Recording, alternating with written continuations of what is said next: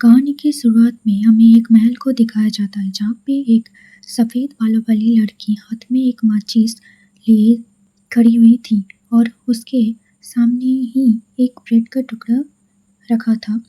और तभी वो उस माचिस को बुझाते हुए कहते हैं कि हैप्पी बर्थडे वैलेरिन। और हमें पता चलता है कि इस ब्लू आंखों वाली लड़की का नाम वैलेरिन है और ये इस कहानी की फीमेल लीड है। और हमारी फीमेल लीड बताती है कि वो इस जमा देने वाली महल में बहुत सालों से रह रही है, पर फिर भी वो किसी तरह से इस जगह पे अपनी 19th बर्थडे तक टिक पाई है। और फिर भी जो इस दीवार के बाहर के लोग हैं वो चाहते हैं कि वो बस इस जगह से गायब हो जाए। तभी हमें वो बताती है अपने बारे में कि उसका नाम वैलेरिन वेलोप है, जो कि एक फॉर्मल प्रिंसेस हुआ करती थी, जिसको एम्परर ने मार्क लॉर्ड पैलेस पे बंदी बनाने का ऑर्डर दिया था। और आसपास के जितने भी जो लोग थे वो कह रहे थे कि ये तो बहुत ही कम सज़ा है इसके लिए, इसे तो एग्जीक्यूट कर देना चाहिए था। और बाकी के जो लोग थे वो भी इस चीज़ से सहमत थे और कह रहे थे कि ये तो एक ट्रेटर की बेटी है जिसने एम्प्रेस को पॉइजन देने की कोशिश की थी। और सारे लोग एक साथ हिज मैजेस्टी से कहते हैं कि इसे और भी ज़्यादा हार्श पनिशमेंट मिलनी चाहिए। तभी जो एम्परर था उन्हें वो घूर के देखते हैं और तभी हमारा एम्परर कहता है कि सारे लोग चुप हो जाओ और अभी जो भी इस बारे में कोई भी बात करेगा तो उसे हमारी फीमेल लीड के साथ ही उस मैकलॉर्ड पैलेस में बंदी कर दिया जाएगा। और ये बात सुन के सारे लोग चुप हो जाते हैं। हमारी फीमेल लीड वहीं पे अपने घुटनों पे झुकी हुई थी और कांपते हुए सोचती है कि ये जो फ्रोज़न पैलेस है इसमें रहना डेथ से कम नहीं है। पर मैं ये भी जानती हूँ कि जो मेरा हाफ ब्रदर है, जो इस एम्पायर का एम्परर है, वो मुझे ज़िंदा रखने के लिए बस यही एक चीज़ कर सकती है। पर फिर भी मैंने तो कुछ भी नहीं किया था। फिर हमें मार्कलॉर्ड पैलेस के बारे में बताया जाता है कि ये जो पैलेस है ये फ्रोज़न माउंटेन के एकदम ऊपर बना हुआ है। पर ये जो माउंटेन है ये हमेशा से ही जमा हुआ नहीं था। करीब 500 साल पहले उस समय के जो फॉर्मर एम्परर थे रोज़ार, उन्होंने एक मॉन्स्टर को हराया था और उस मॉन्स्टर के पास किसी भी चीज़ को जमा देने वाली पावर थी।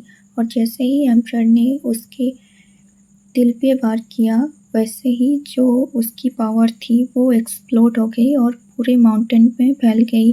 और माउंटेन के जो आसपास की जगह थी वो भी माउंटेन के साथ ही फ्रीज हो गई।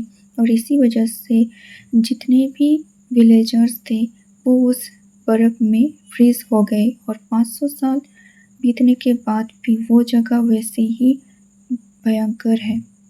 और हमारी फीमेल लीड बताती है कि मुझे इस पैलेस में कैद करना भी इनफ नहीं था। मेरे अंदर वो जो मॉन्स्टर था उसकी जो पावर थी हर चीज़ को फ्रीज करने वाली वो भी मेरे अंदर आ गई थी।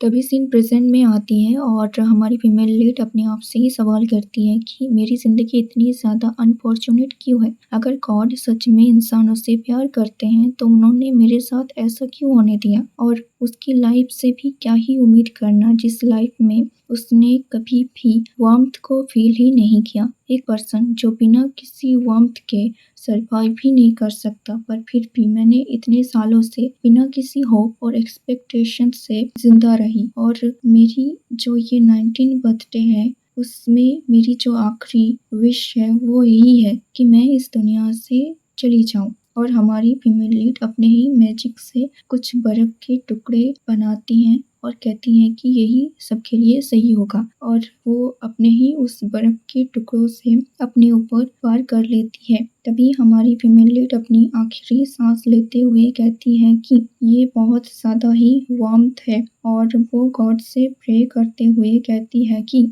डियर गॉड, अगर कोई भी इस दुनिया में इस आइसोलेट जगह की बातें सुन रहा है तो प्लीज़ मेरी प्रेयर सुने और अगले ज़िंदगी में मुझे एक ऐसी जगह पे पैदा करे जहाँ पे ठंडी ना हो। तभी अगले ही सीन में हमें कांच टूटने की आवाज़ सुनाई देती है और हमारी फीमेल लीड अपनी आंखें खोलती हुई देखती है कि उसके सामने उसकी मॉम चिल्ला रही थी उसके ऊपर, और वो हैरान होके सोचती है कि मदर, उसे लग रहा था कि शायद आंखें बंद होने से पहले उसकी जो पास्ट मेमोरी है वो उसे दिखाई दे रही है। और अभी हमारी जो फीमेल लीड की मॉम है वो गुस्से में कोई चीज़ को अपने हाथ में पकड़ती है और हमारी फीमेल लीड के ऊपर देखते हुए कहती है कि तुम्हारी जैसी लड़की को पैदा ही नहीं होना चाहिए था। और ये कहते ही वो उस चीज़ को ज़मीन पे फेंक के मारती है और वो चीज़ टुकड़ों में बिखर जाती है। हमारी फीमेल लीड शॉक और डिसअपॉइंट होके सोचती है कि मेरी आंखें बंद होने से पहले जो मोमेंट मेरे आंखों के सामने फ्लैश होना था वो यही मोमेंट क्यों है। और वो ये भी सोचती है कि जो मेरी लाइफ का फाइनल मोमेंट है वो भी उसका शांति से नहीं गुजर रहा है। तभी उसकी मॉम कहती है कि ऐसे विक्टिम की तरह एक्ट करना बंद करो। और तभी वो अपनी मुट्ठी बंद करते हुए चिल्लाते हुए कहती है कि जब भी मैं तुम्हारी चेहरा देखता हूँ तो मुझे लगता है कि मैं हेल में जी रही हूँ। और वो बहुत गुस्से वाली आंखों से हमारी फीमेल लीड को देख रही थी। हमारी फीमेल लीड बताती है कि मेरी मॉम, जिनका नाम एलिशिया है, जो फॉर्मर हाई कॉन्सर्ट हुआ करती थी, पर उनके अंदर जो ग्रीड था वही उनका डाउनफॉल का कारण बना। और जब मेरा हाफ ब्रदर थ्रोन को सक्सेस किया और एम्परर बना तब मेरी माँ को बिना किसी चीज़ के निकाल दिया गया और उन्होंने हर चीज़ का ब्लेम मेरे ऊपर लगा दिया। और तब मैं बहुत ही ज़्यादा छोटी थी, इसी वजह से मैंने भी मान लिया था कि इन सब में मेरी ही गलती है और मैं बिना किसी कंप्लेंट के हर एक चीज़ सहने लगी थी। तभी वो सोचती है कि मैं कितनी ही ज़्यादा बेवकूफ़ थी। अगले ही सीन पे हमारी फीमेल लीड शॉक हो जाती है जब वो देखती है कि उसकी माँ बहुत ही गुस्से में उसकी तरफ देख रही है और कहती है कि जब मैं तुमसे बात कर रही हूँ तो तुम्हें और भी ज़्यादा अटेंशन देना चाहिए। ये कहते ही उसकी मॉम उसे थप्पड़ मार देती है और हमारी फीमेल लीड बहुत ही ज़्यादा हैरान होके सोचती है कि अभी मुझे दर्द हुआ पर मैं तो मर गई थी ना। तभी वो अपने दिल को महसूस करती है और देखती है कि उसके हाथों से रोशनी निकल रही है और वो सोचती है कि ऐसा कैसे हो सकता है, क्या मैं पास्ट में वापस आ चुकी हूँ और मेरी जो फ्रीजिंग करने वाली एबिलिटी है वो भी मेरे पास है। तभी उसके ख्यालों को तोड़ते हुए उसकी माँ उससे कहती है कि लगता है अब मेरी बेटी भी मुझे नीची नज़रों से देखने लगी है। और हमारी फीमेल लीड वहीं पे बैठी हुई सोचती है कि अगर ये मेरी पनिशमेंट है तो ये बहुत ही ज़्यादा ही क्रूएल है। और तभी उसकी मॉम उसे दोबारा से मारती है और उसे मारने की आवाज़ सुनाई देती है। तभी हमें बाहर का सीन दिखाया जाता है जहाँ पे एक येलो हेयर वाला लड़का जा रहा था जिसकी आंखों का रंग भी येलो था और उसे भी वो आवाज़ सुनाई देता है। तभी सीन चेंज होता है और हमें एक पास्ट का सीन दिखाया जाता है जहाँ पे एक मेड अपने हाथों पे एक म्यूजिक बॉक्स लिए खड़ी हुई थी और वो मेड बताती है कि ये हिज मैजेस्टी द एम्परर की तरफ से एक गिफ्ट है। तभी हमारी फीमेल लीड की मॉम कहती है कि क्या ये मिलार्ड ने भेजा है और तभी हमें पता चलता है कि जो एम्परर है उसका नाम मिलार्ड है। तभी वो मेड बताती है कि ये गिफ्ट एम्परर ने प्रिंसेस वैलेरिन के लिए भेजा है, यानी कि हमारी फीमेल लीड के लिए। और हमारी छोटी सी फीमेल लीड भी वहीं पे खड़ी हुई थी। तभी हमारी फीमेल लीड की मॉम एक क्रीपी सी स्माइल के साथ कहती है आखिरकार वो एम्परर अपने आप को समझता क्या है। तभी वो कहती है कि इस चीज़ को कहीं पे भी रख दो और वो मेड कहती है कि इट्स माय लेडी। हमारी फीमेल लीड भी उस म्यूजिक बॉक्स की तरफ ही देख रही होती है। तभी रात हो जाती है और हमारी फीमेल लीड भी उस म्यूजिक बॉक्स के पास जाके उसे धीरे से टच करती है और तभी अचानक म्यूजिक स्टार्ट हो जाता है। हमारी फीमेल लीड वहीं पे अपना सर रखते हुए सोचती है कि ये जो म्यूजिक चल रहा है और इसके जो वर्ड्स है वो बहुत ही ज्यादा जेंटल है, जो मैंने कभी भी अपनी पूरी जिंदगी में नहीं सुना। और तभी सीन प्रेजेंट में आती है और हम देखते हैं कि जो चीज उसके सामने टूटा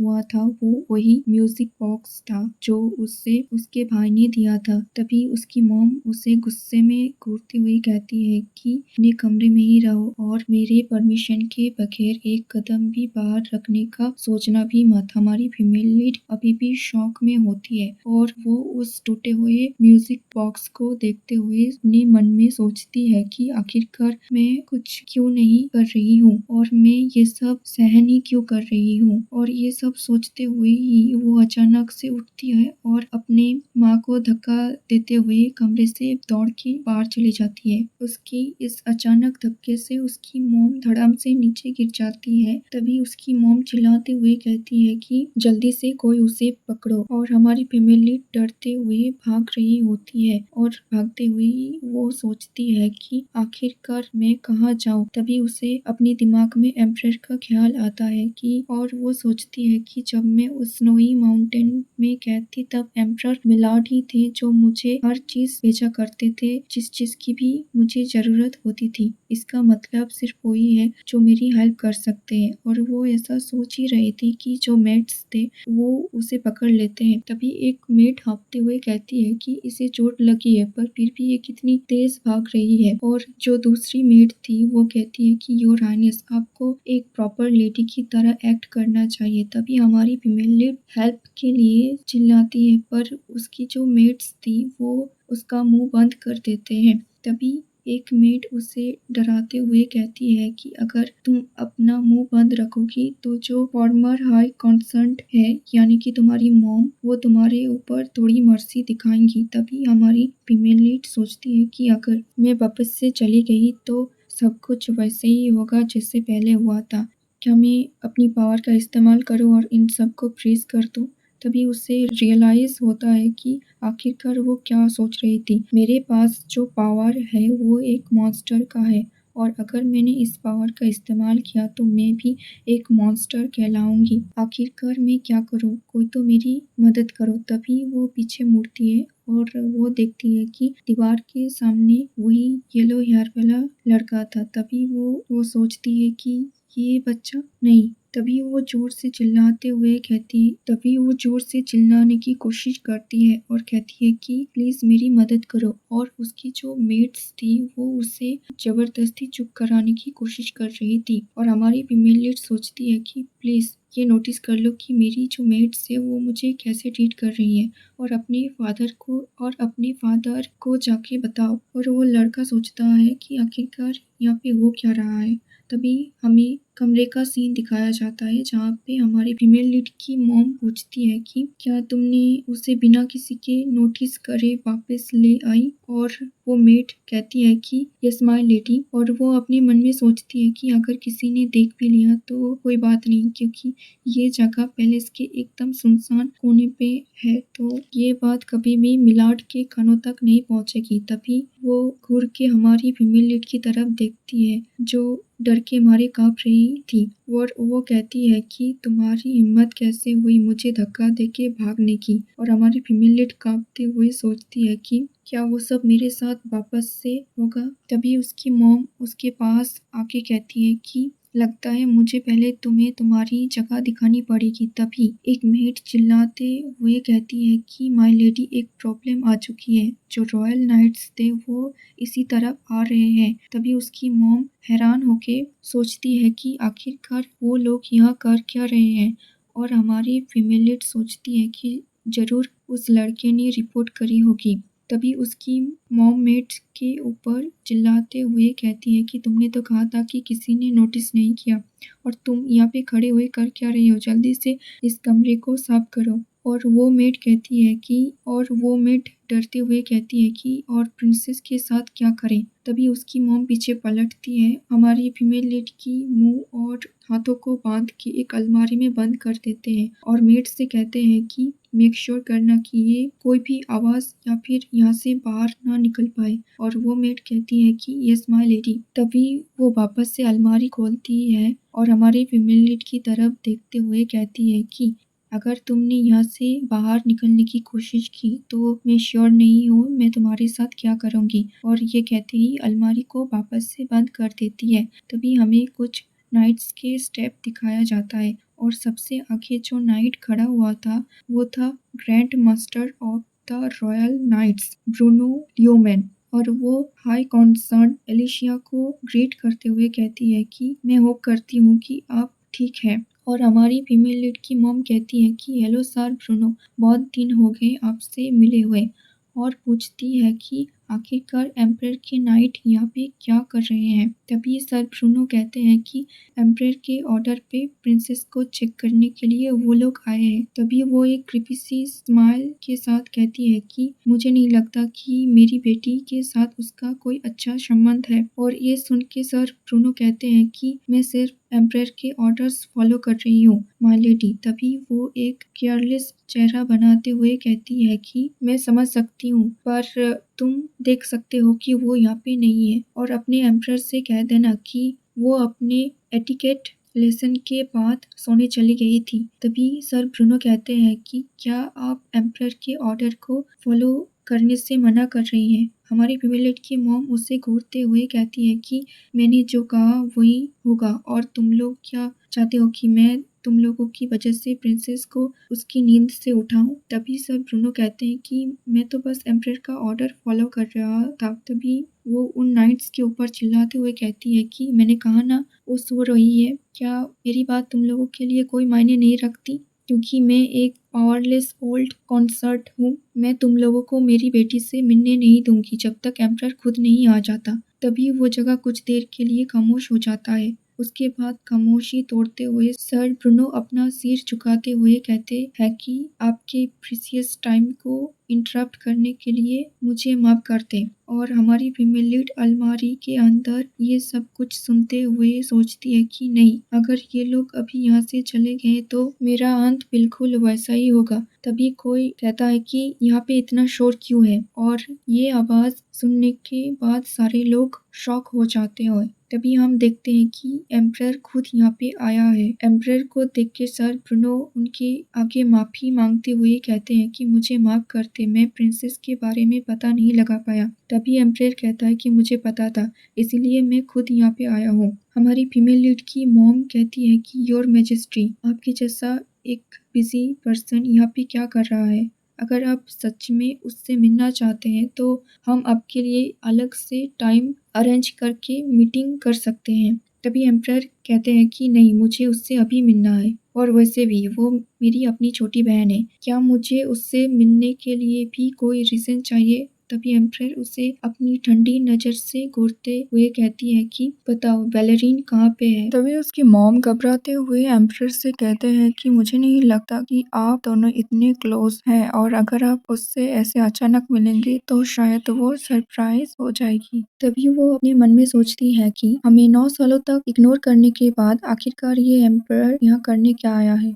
तभी एम्परर उसे कहते हैं कि मुझे पता चला कि एम्पायर की इकलौती प्रिंसेस को अपने ही मेट्स द्वारा घसीटते हुए ले जाने को देखा गया है। ये सुन के हमारी फीमेल लीड की मॉम शॉक हो जाती है और तभी वो स्माइल करते हुए कहती है कि योर मैजेस्टी, आपकी इस बात का मतलब क्या है? यहाँ पे मौजूद किसी को भी कोई आइडिया नहीं है कि आप किस बारे में बात कर रहे हैं। और ये बात सुन के एम्परर गुस्से में हंसते हुए नाइट्स को ऑर्डर देते हैं कि पूरे महल को छान मारो और बैलेरिन को ढूंढ निकालो। ऐसा कहते ही जो नाइट्स थे वो महल की तलाशी लेने लगते हैं और वो कहती रहती है कि योर मैजेस्टी, आखिरकार आप करना क्या चाहते हैं? तभी वो और ज्यादा जोर से चिल्लाते हुए कहती है कि योर मैजेस्टी, ये बहुत ज्यादा हो रहा है। आखिरकार आप किसी रूमर पर भरोसा करके ऐसा कैसे कर सकते हैं? तभी वो किसी को देखते हुए थोड़ी सी हैरान होती है और सोचती है कि प्रिंस एलन, और हम देखते हैं कि वहाँ पे वही येलो हेयर वाला बच्चा आया था जो कि असल में एक प्रिंस था। तभी प्रिंस एलन सबके सामने कहते हैं कि ये कोई रूमर नहीं है, मैंने खुद अपनी आंखों से वो सब होते हुए देखा था। और जो हमारी फीमेल लीड की मॉम थी वो घबराते हुए सोचती है कि आखिरकार इतने सारे लोगों में क्राउन प्रिंस ही क्यों? और हमारा एम्परर क्राउन प्रिंस एलन से कहते हैं कि मैंने तुमसे इंतजार करने को को कहा था ना, मैं सब कुछ संभाल लूँगा। तभी प्रिंस एम्परर से कहता है कि पर मैं ही था जिसने ये सब कुछ पहले देखा था और इसका मतलब मुझे इन सारी चीज़ों का अंत भी मेक श्योर करना पड़ेगा। और जो एम्परर था वो कहता है कि गुडनेस, तुम ऐसे टाइम पे भी इतने ज़्यादा ज़िद्दी कैसे हो सकते हो। और ये सब कुछ देख के फीमेलिट की जो मॉम थी वो बहुत ज़्यादा ही गुस्से में आ गई थी। तभी एम्परर एलिशिया से कहते हैं कि तुम्हारे लिए यही अच्छा होगा कि तुम पहले ही सब कुछ एडमिट कर लो और नाइट्स के ढूंढने से पहले ही बता दो कि आखिरकार वैलेरिन कहाँ पे है। और एलिशिया कहती है कि मुझे नहीं पता, आप क्या कह रहे हैं। तभी एम्परर गुस्से में चिल्लाते हुए एलिशिया से कहते हैं कि आखिरकार तुम मुझसे कब तक झूठ बोलती रहोगी। और एलिशिया भी गुस्से में दांत खींचते हुए कहती है कि मैंने कहा ना, मुझे कुछ नहीं पता। यहाँ पे ऐसा कुछ नहीं है जो मैं तुम्हें बता सकती हूँ। और तभी उसके आंखों से आंसू गिरने लगते हैं और वो और भी ज़्यादा चिल्लाते हुए कहती है कि आखिरकार मैंने ऐसा क्या किया जो मुझे ऐसा ट्रीटमेंट मिल रहा है। तभी प्रिंस अलमारी की तरफ पॉइंट करते हुए कहता है कि उस अलमारी को चेक करो, मुझे लगता है कि वो वहीं पे होगी। और जो एलिसिया थी वो ये सुन के शॉक हो जाती है और चिल्लाते हुए कहती है कि नहीं। पर तब तक हमारा प्रिंस आगे बढ़ते हुए उस अलमारी को खोल देता है जहाँ पे हमारी फीमेल बंधी हुई थी। तभी तभी जो प्रिंस था वो अपना हाथ आगे बढ़ाते हुए एक स्माइल के साथ कहता है कि मैं तुम्हें यहाँ बचाने के लिए ही आया हूँ, तो तुम चिंता मत करो। तभी वो उसके हाथों को खोलते हुए कहता है कि ये ज़रूर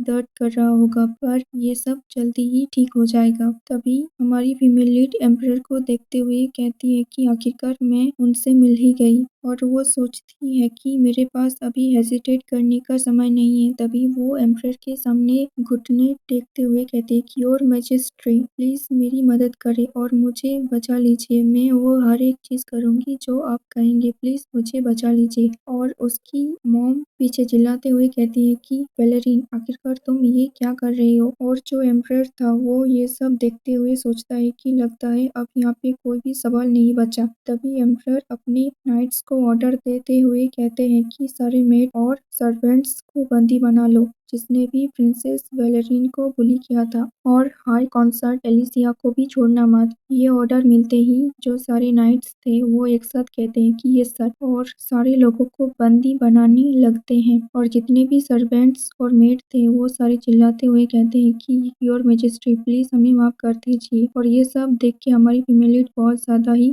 घबरा रही थी। तभी जो प्रिंस था वो हमारी फीमेल लीड का हाथ पकड़ता है उसे शांत करने के लिए। तभी एम्परर उन दोनों के सामने आते हुए कहता है कि वैलेरिन, एलेन, चलो यहाँ से चलते हैं, जो नाइट्स हैं वो सब कुछ संभाल लेंगे। और हमारी फीमेल लीड एम्परर को ही देख रही होती है कि तभी वो कुछ सुन के शॉक हो जाती है। तभी हम देखते हैं कि उसकी मॉम उसके ऊपर चिल्लाते हुए कहती है कि तुम्हें क्या लगता है कि तुम अपनी ही माँ को बिट्रे करने के बाद इस महल में जिंदा रह सकती हो। तभी सर ब्रूनो उनका मुंह बंद कर देते हैं। उसके बाद एम्परर उसके सामने आते हुए उसे घूरते हुए कहते हैं कि तो ये है तुम्हारा असली चेहरा एलिशिया। तभी वो सर ब्रूनो को ऑर्डर देते हैं कि इसे यहाँ से ले जाओ और इसे अच्छे से इंट्रोगेट करना और के जो सारे पिछले के क्राइम हैं वो भी पता लगाना। और सर ब्रूनो कहते हैं कि यस योर मैजेस्टी। उसके जाने के बाद एम्परर चैन की सांस लेते हैं और अपना हाथ हमारी फीमेल लीड की तरफ बढ़ाते हुए कहते हैं कि चलो अब तुम्हें यहाँ से ले चलते हैं। और हमारी फीमेल लीड एम्परर का हाथ अपनी तरफ आते हुए देख के बहुत ज़्यादा ही डर जाती है। और उसे ऐसे डरते हुए देखकर एम्परर कहता है कि आई एम सॉरी, मैंने तुम्हें डरा दिया। और वो अपना कोट हमारी फीमेल लीड को पहनाते हुए कहता है कि चिंता मत करो, मैं तुम्हें कोई चोट नहीं पहुंचाऊंगा। तभी एम्परर उसके सामने झुकते हुए कहता है कि मुझे नहीं लगता कि तुम अभी चलने की हालत में हो। अगर तुम अलाउ करो तो क्या मैं तुम्हें कैरी कर लूँ। और हमारी फीमेल लीड कहती है कि क्या ये ठीक होगा। तभी एम्परर उसे अपनी गोदी में उठा लेता है और हमारी फीमेल लीड उसे धीरे से थैंक यू कहती है। और जो प्रिंस था वो भी उसके सामने स्माइल करते हुए कहता है कि ठीक है, तो फिर अब हमें मेन पैलेस चलना चाहिए। तभी एम्परर प्रिंस से कहते हैं कि आज तुमने जो भी किया उसके लिए मैं तुम्हारा तारीफ करना चाहता हूँ। पर तुम्हें ऐसे अकेले बिना कोई परमिशन के नहीं जाना चाहिए। ये सुनते ही प्रिंस थोड़ा घबराते हुए बोलता है कि ऐसा दोबारा नहीं होगा। तभी हमारी फीमेल लीड सोचती है कि इसने मेरी मदद की जैसा मैंने सोचा था, पर अभी जो मैं वार्मथ फील कर रही हूँ ये थोड़ा सा स्ट्रेंज है मेरे लिए। और वो सोचने लगती है कि थोड़ी देर पहले मैं उस फ्रोजन पैलेस में अकेले मर रही थी। क्या ये सब कुछ जो हो रहा है क्या वो सच है? क्या ये कोई सपना तो नहीं? क्या पता मैं वापस से वही जगह पे चली जाऊं। तभी हमारा प्रिंस वैलेरिन को उसके नाम से पुकारते हुए कहता है कि क्या तुम्हें बहुत ज्यादा ही दर्द हो रहा है?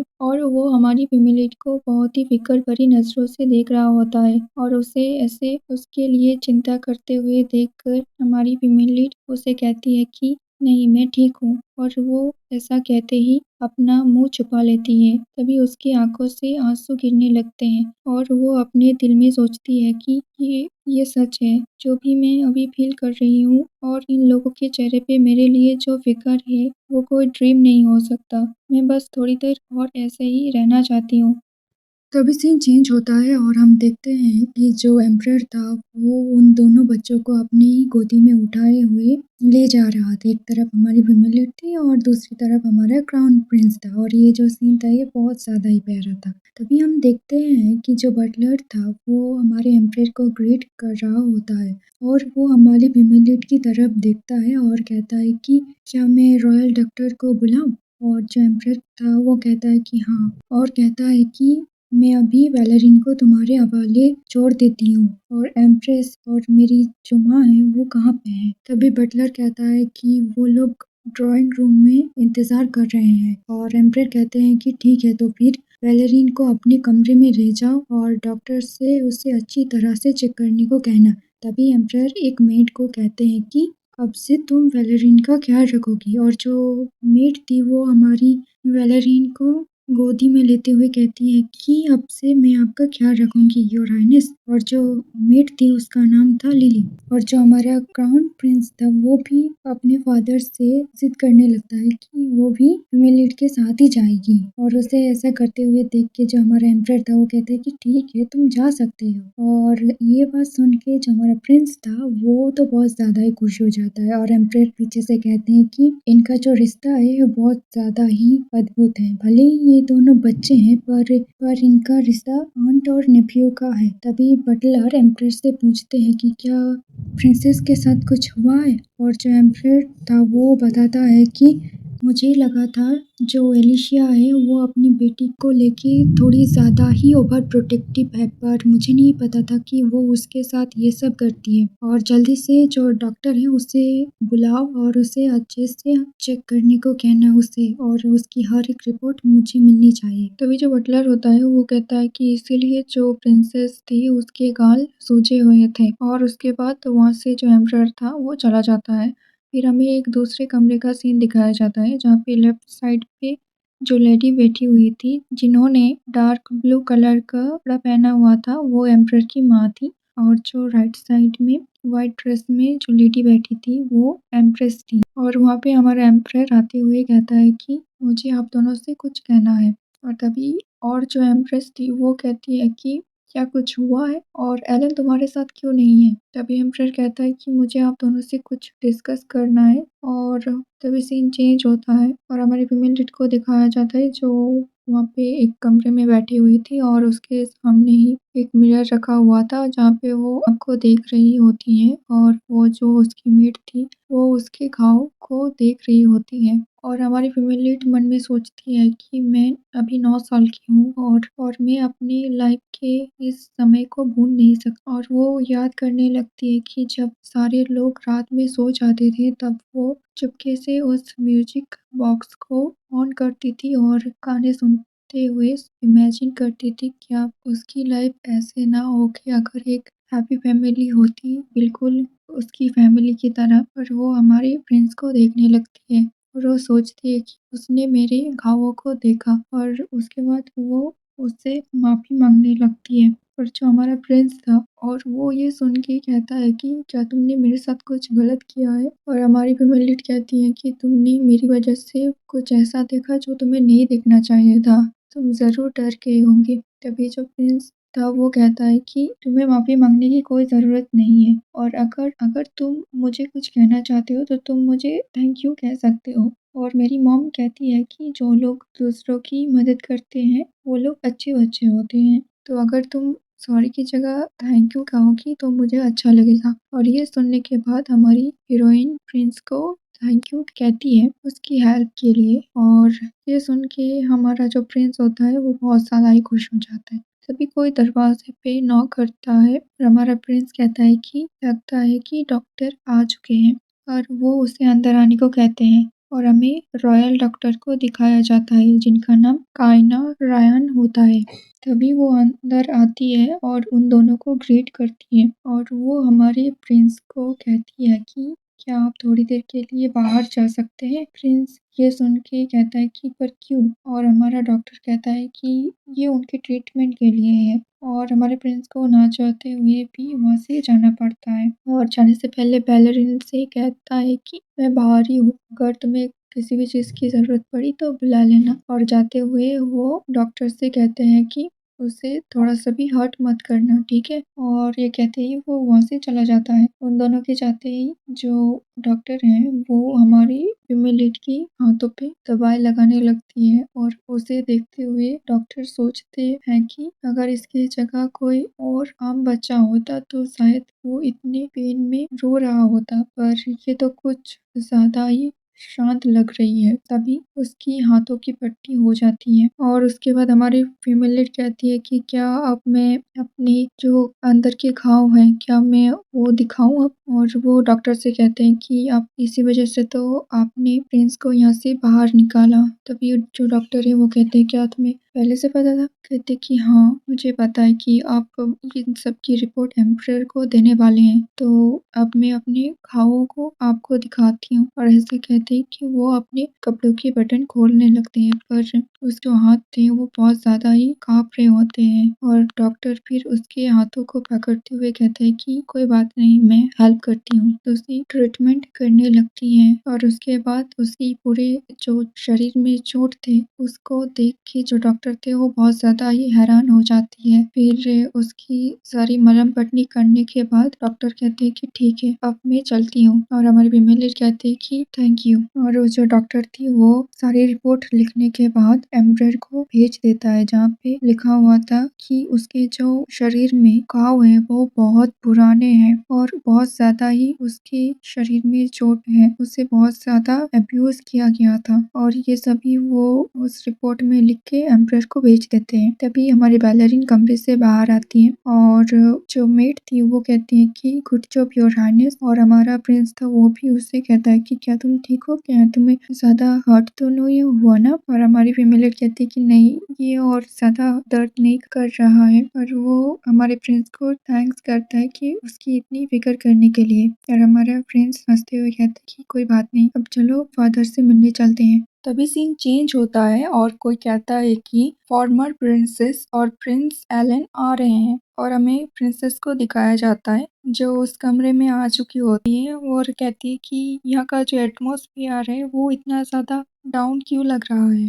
तभी वो सोचती है कि ज़रूर जो एम्परर है उन्होंने एम्प्रेस और उनकी माँ को सब कुछ बता दिया होगा और वो सोचती है कि ज़रूर वो मेरी बातों का भी भरोसा करेंगे। फिर एम्परर कहते हैं कि डॉक्टर ने जो रिपोर्ट मुझे भेजी थी वो मैंने पढ़ा है और वो बैलरिन से कहता है कि मैं बस इमेजिन ही कर सकती हूँ कि तुमने कितना ज़्यादा सफ़र किया होगा, पर मैं तुम्हारा शुक्रिया भी करना चाहती हूँ कि इतना सब कुछ होने के बाद भी ब्रेव रहने के लिए। और वो कहता है कि मैंने भले ही अपनी आंखों से सब कुछ देखा हो, पर जो तुम्हारी माँ है उनके पास जो टाइटल है इसी वजह से हमें प्रॉपर इन्वेस्टिगेट करना पड़ेगा और उनके अगेंस्ट एविडेंस ढूंढना पड़ेगा। तभी जो एम्प्रेस होती है वो कहती है कि वैलेरिन, हम यहाँ इसीलिए हैं ताकि हम तुम्हारे साइड की स्टोरी जो है वो सुन सके, तो क्या तुम हमें अपनी स्टोरी बताओगी? तभी हमारी वैलेरिन कहती है कि ठीक है, तो फिर मैं आपको बताती हूँ। और वो कहते हैं कि वो सब कुछ बताने लगती है और वो कहती है कि मैं बहुत ज़्यादा ही हर्ट थी और बहुत ज़्यादा ही लोनली थी और मैं इस सब से थक गई थी और मुझसे और बर्दाश्त नहीं हो रहा था, इसी वजह से मैं वहाँ से भाग गई। तभी जो एम्परर ये सब सुनने के बाद गुस्से में कहता है कि तो फिर तुमने मुझे पहले क्यों हेल्प के लिए नहीं पूछा था, मेरे पास क्यों नहीं आए थे। तभी वो रुकता है और कहता है कि नो नेवर माइंड, अभी मैंने जो कहा वो। तभी वेलेरिन कहती है कि उसकी जो माँ थी वो उसे एक मॉन्स्टर बुलाती थी और कहती थी कि कोई तुमसे प्यार नहीं करेगा अगर तुम किसी से हेल्प मांगोगी। इवन अगर तुम एम्परर से भी हेल्प मांगोगी तो भी वो तुम्हारा कोई भी मदद नहीं करेगा क्योंकि तुम उसके एनिमी की डॉटर हो। और ये सारी बात वो एम्परर से कह रही होती है कि मैं आपकी दुश्मन की बेटी हूँ, इसीलिए आप मेरी मदद नहीं करेंगे। और ये सुनने के बाद जो एम्परर की माँ थी वो कहती है कि क्या इतने सालों से वो अपनी बेटी के साथ ऐसा सलूक करती थी। और एम्परर भी कहता है कि मुझे बिलीव नहीं हो रहा, मैंने जो मेड इसके देखभाल के लिए रखे थे वो भी एलिशिया का ही साथ देंगे और इसके साथ ये सब करेंगे। और वो एलिशिया से माफी मांगने लगता है कि मुझे माफ कर दो, मुझे सच पता करने में इतना ज्यादा समय लग गया। और हमारी वेलेरिन उसकी आंखों से तो आंसू निकल रहे होते हैं। तभी जो प्रिंस था वो आता है और हमारी फीमेल लीड को जोर से हग कर लेता है और कहता है कि तुम कोई मॉन्स्टर नहीं हो, जिन सारे लोगों ने तुम्हारे साथ ये सब किया वो लोग मॉन्स्टर है, तुम नहीं, तुम्हें और सफर करने की जरूरत नहीं। और वो सब कह ही रहा था कि हमारी वेलेरिन भी और अपने इमोशंस को कंट्रोल नहीं कर पाती है और वो भी उसको गले लगाती है और फूट फूट के रोने लगती है। तभी जो एम्प्रेस थी वो भी उनको आके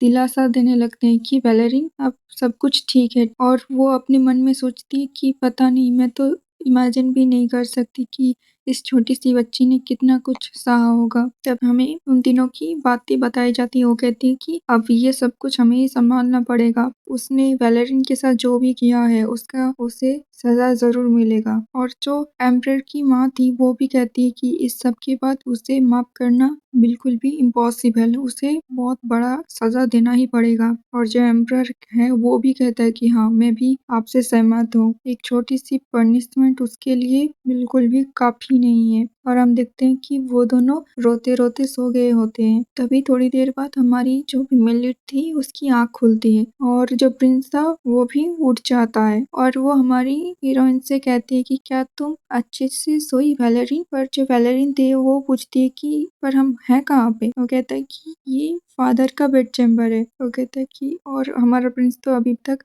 आधे नींद में होता है। और हमारी जो हीरोइन थी वो जो प्रिंस था उसके बालों को टच करते हुए कहता है कि यार तुम्हारी आंखें तो सूज गए हैं। और जो प्रिंस था वो भी कहता है कि यार तुम्हारी आंखें भी तो सूज गए हैं, हम दोनों ही तो रो रहे थे। और ये सुनते ही और ऐसे ही वो दोनों हंसने लगते हैं। और हमारी फैमिली तो बहुत जोर से ही हंस रही थी और वो सोचती कि ये पहली सुबह है मेरी जो ऐसे गुजरी है। और हमें दिखाई जाता है जो विंटर था वो अभी जाने लगता है और जो स्प्रिंग है वो आ रहा होता है। उसके बाद हमें जेल का सीन दिखाया जाता है और जो वहाँ पे सर ब्रूनो थे वो कह रहे थे कि और वो सर ब्रूनो थे वो जो सारी मेट थी उनसे गुस्से में पूछताछ कर रहे होते हैं। और जो मेट्स थी वो तो कह रहे थे कि इसमें हमारी कोई गलती नहीं, हम तो बस ऑर्डर फॉलो कर रहे थे और हमारे पास तो कोई चॉइस भी नहीं थी ना। और ऐसे ही करते वो एक दूसरे की गलतियां बता रहे होते हैं। तभी जो एम्परर होता है वो एलिशिया की तरफ देख जो जेल में बंद होती है और वो उससे कहता है कि तुम्हारे जो सारे सर्वेंट थे वो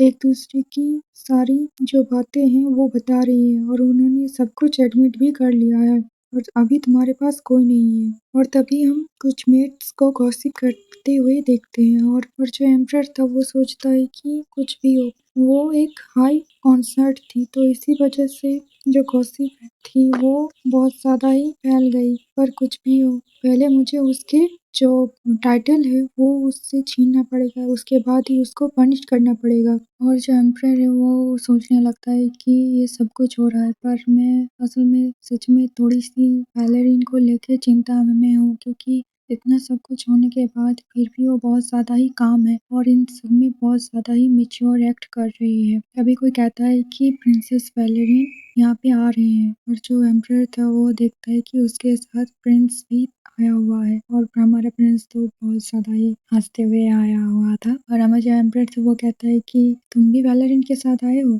और जो प्रिंस था वो कहता है कि of course there is no problem. ये जो एम्परर है वो था तभी एम्परर वैलेरिन से कहता है कि अभी जो मैं बताने वाली हूँ तुम उसे अच्छे से सुनना, ठीक है? तो और वैलेरिन कहती है कि ठीक है। तभी एम्परर कहता है कि जो एलिशिया है यानी कि तुम्हारी मॉम, मैं उसे एग्जीक्यूट करने का ऑर्डर देने वाला हूँ और हमारी फीमेल लीड सोचती है कि ये वही सेंटेंस है जो मेरी प्रीवियस लाइफ में मेरी मॉम को दिया गया था और वो सोचती है कि मेरे पास्ट लाइफ में यहाँ पे 2 इंसिडेंट हुए थे एलिशिया और पॉइजन को लेके। फर्स्ट टाइम जब उसने जो एम्परर की माँ थी कैटरीना उसे मारने की कोशिश किया था उन्होंने और इसी वजह से उसे रॉयल फैमिली से अलग कर दिया गया था और उसे एक सुनसान महल में रहने के लिए फोर्स किया गया था और दूसरी बात इन सब के बाद उसने जो एम्प्रेस थी उसे भी पॉइजन देने की कोशिश किया था और इसी वजह से उसे डेथ सेंटेंस दिया गया था और उसके बाद ही मुझे उस स्नोई माउंटेन में कैद करने का ऑर्डर मिला था। पर इस बार बात अलग है, ये सब कुछ पहले ही हो रहा है, इसका मतलब मुझे इस बार उस पैलेस में नहीं जाना पड़ेगा। तभी जो एम्परर था वो थोड़ा गंभीर होते हुए वैलेरिन से कहता है कि वैलेरिन तुम्हें इन सब में अपने आप को ब्लेम करने की ज़रूरत नहीं है। तुम्हें पता है कि तुम्हारी मॉम ने तुम्हारे साथ कितना ज़्यादा बुरा किया और जो मेरी माँ है उनको भी पॉइजन देने की कोशिश की थी, इसी वजह से उसे ये सज़ा मिल रही है और इसमें तुम्हारी कोई गलती नहीं है, ये सब कुछ उसका फॉल्ट है। और जो हमारी वैलेरिन है वो एम्परर को देखते हुए सोचती है कि वो मेरे बारे में चिंता है कि मेरी मॉम को एग्जीक्यूट किया जाएगा और वो अपनी जो कपड़ा था वो पकड़ते हुए कहते कि मैं इन सब के बारे में प्रिपेयर थी जैसे ही मैं उठी और मैं इन सब में बिल्कुल भी गिल्टी महसूस नहीं कर रही हूँ और वैलेरिन कहती है कि मैं ठीक हूँ। तभी एम्परर जो था वो स्माइल करते हुए कहता है कि जो एग्जीक्यूशन का डे है वो 2 दिन बाद है और अभी वो सबसे अलग एक जेल में बंद है और जब तक वो दिन नहीं आ जाता वो वहीं पे कैद रहेगी। और जो बैलरीन है वो एम्परर से पूछती है कि क्या उन्होंने एडमिट किया कि उन्होंने मुझे कैसे ट्रीट किया था। तभी एम्परर कहता है कि नहीं, उसने ये सारी बातों को डिनाई कर दिया, पर तुम चिंता मत करो, जो उसके सर्वेंट थे उन्होंने सब कुछ एडमिट कर लिया और एक दूसरे के बारे में जितनी भी बातें थी वो भी कबूल कर लिया। और जो बैलरीन थी वो एम्परर के सामने झुकते हुए कहती है कि आपने मेरे लिए जितना भी कुछ किया इसके लिए आपका बहुत बहुत शुक्रिया, आपने मेरी मदद की। और जो एम्परर था वो बैलरीन को देखते हुए कहती है कि अपना सिर उठाओ, ऐसे झुकने की तुम्हारी कोई जरूरत नहीं, मैंने बस वही किया जो करना चाहिए था। तुम्हारी एज बिल्कुल एलन की एज जितनी ही है, पर तुम बहुत ज्यादा ही मैच्योर हो, पर तुम अपनी उम्र से कुछ ज्यादा ही जल्दी ग्रो अप हो गई हो और मैच्योर भी हो।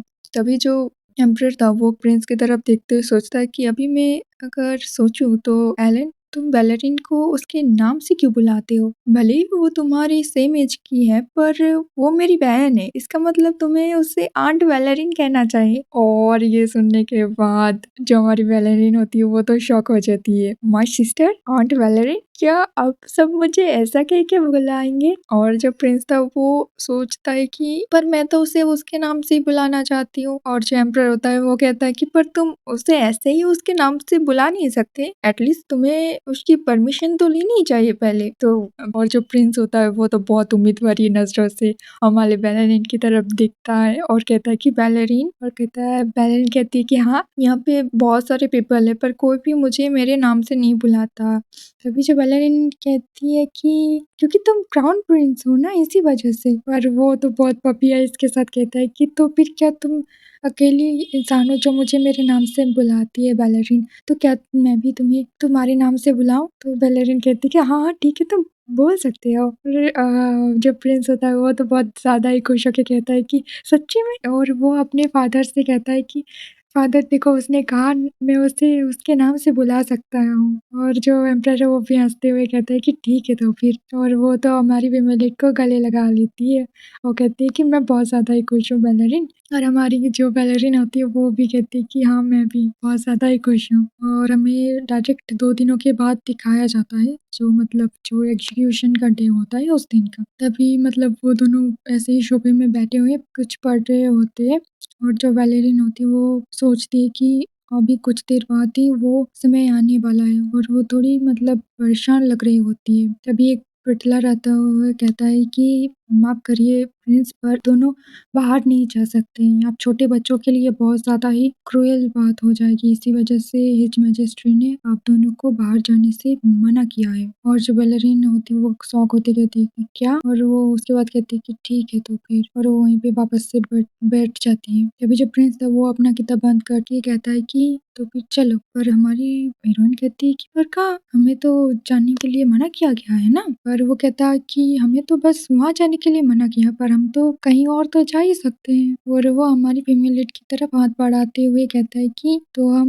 वहाँ ना जाके कहीं और जाएंगे, ठीक है? और फिर वो कहता है कि ट्रस्ट में वैलेरिन, ये ठीक होगा। और हमारी फीमेल लीड सोचती है कि क्या मुझे इसके साथ जाना चाहिए? और ऐसा सोचते सोचते ही वो उसके हाथों को पकड़ लेती है।